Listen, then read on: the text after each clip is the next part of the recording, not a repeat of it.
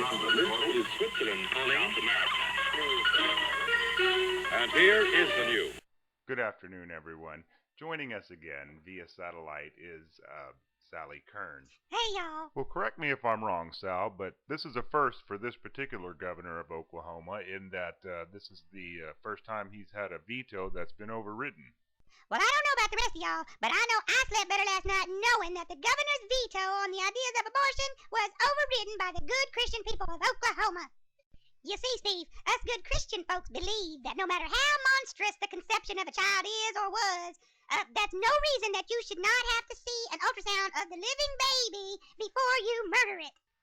Well, Sal, doesn't this legislation victimize victims of sexual crimes a second time? Well, Steve, what if my mother had had an abortion? Do you think the state of Oklahoma would be better off without me around?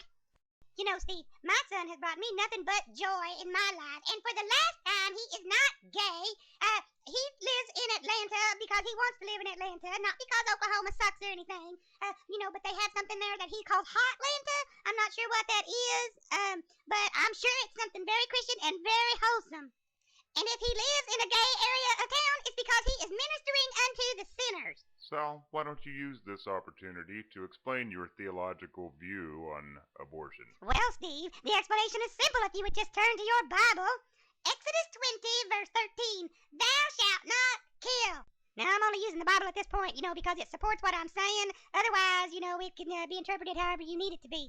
Well, Sal, I checked the Bible, and doesn't it say something in there about love thy neighbor? Yes, Steve, it's true. Leviticus does speak of loving thy neighbor as thyself. However, I have determined that the homosexual is not my neighbor. And the federal government has determined that they are not a protected class, so therefore, that gives me license and right to, the duty and responsibility to rail against them, make fun of them, talk about them, be ugly to them, or anything else I feel like doing to the homosexuals. Yeah, okay, well, we all know where you're at, Sal. The hot button issue here is not homosexuals, it's abortion.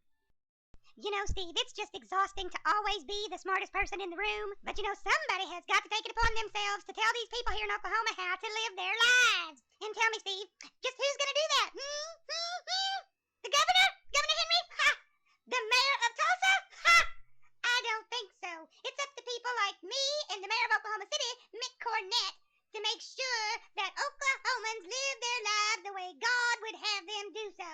And you all better recognize that the Lord is franchising in this neighborhood, and I am the Lord's sales girl. Anyway, Steve, I just wanted to reaffirm and avow that it'll be a cold day in hell before Oklahoma becomes any kind of progressive state in this union. Change is bad. Yeah, okay, Sal, I don't even know what to say to that. We'll be right back.